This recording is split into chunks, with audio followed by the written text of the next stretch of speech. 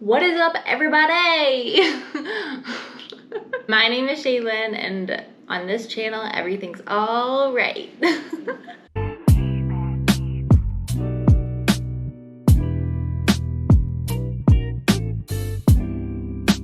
First of all, I'm a little sad because it's the last Thursday of July, which I think I mentioned it in a couple other videos in July, but July is Disability Pride Month.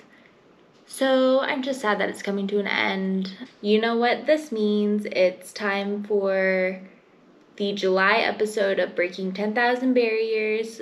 So let's just dive right in. As always, first we have the hand category. First off, we have the wrist flexion and extension. You guys know how this one goes. The clip from the first of the month looks literally identical to the clip from most recently. Like I always say, I do think about engaging the muscles to move my wrist in that movement pattern. I just can't execute it without assistance from my able arm or able hand. So that's that on that.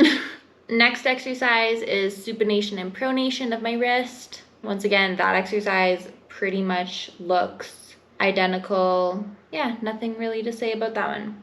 Before we go any further with any of these exercises, I will say that both of these days in particular, in the first of the month and most recently at the end of July, my arm, like the muscles in my arm and my hand felt very tight.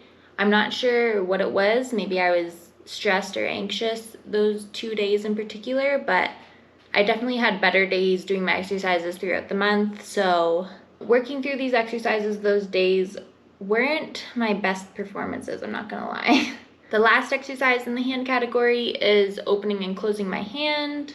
In the first clip, you can see, I think it was last month's update video, I mentioned that when I'm doing this exercise, I noticed that I can now straighten my fingers, except for my middle finger. My middle finger still stays bent for whatever reason when I open my hand while pulling my thumb out of the spasticity. So this month, I decided to try to actively close my hand after opening it to further that progress. And I mean, I was definitely able to because I can always contract and like flex my hand. That's always been something that I can do because I have a lot of spasticity. All right, let's move on to the arm category. So first exercise is raising my arm straight above my head.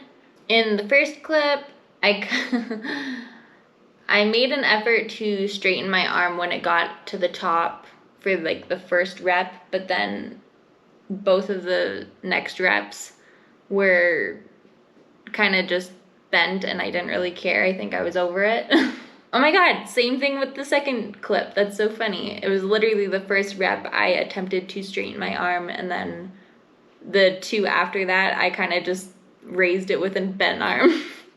I don't know how that ended up coincidentally being the same, but kind of funny. Next exercise is flexing and extending my bicep.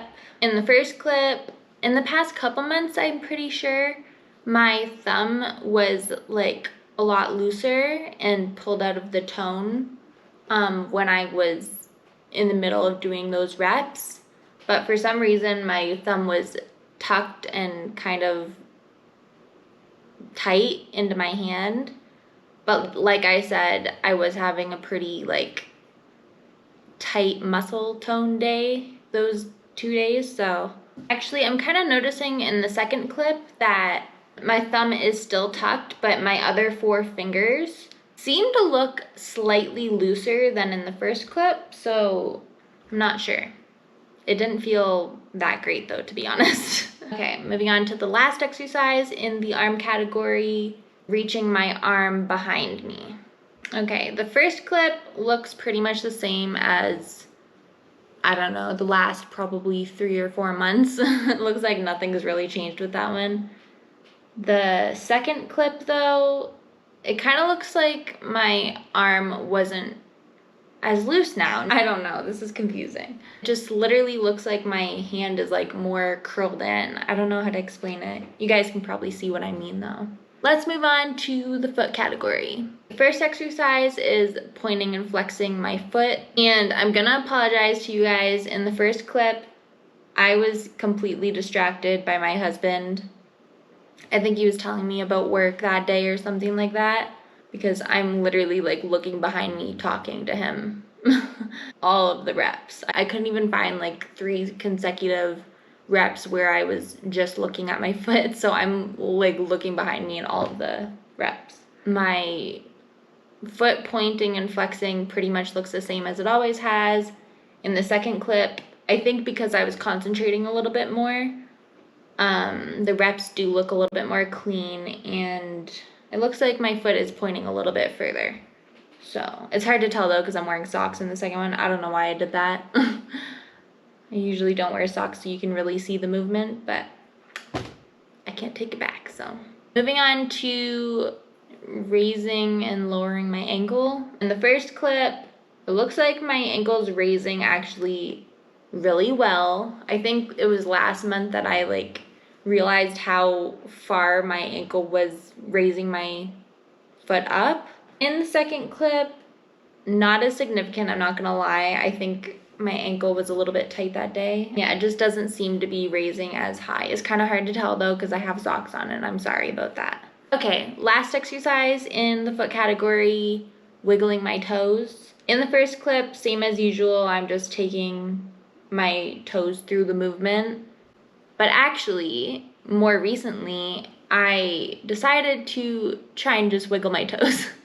I do actually attempt this pretty often, I'm not gonna lie, so I don't always just take it through the movement, but it's usually really frustrating because my toes literally do not move if I want them to. So when I filmed this, I kind of just was like pushing really hard. You'll see in the clip, but I'm like pushing really hard to get my toes to curl while I take it into the movement.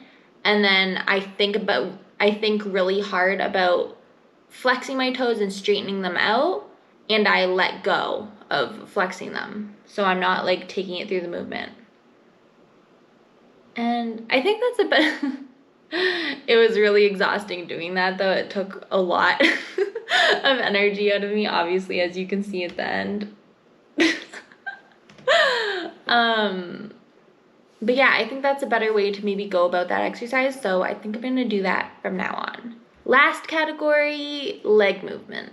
So the first exercise is kicking my butt with my heel. In the first clip, I'm definitely maintaining keeping my knees together so it's not like so much of a swinging motion like it has been in previous months. And yeah, I feel like that just looks a lot more clean and like quality movement instead of just like swinging it to get the reps and get the height. In the second clip, it's kind of hard to tell, but it kind of looks like it's about the same height. I'm not entirely sure.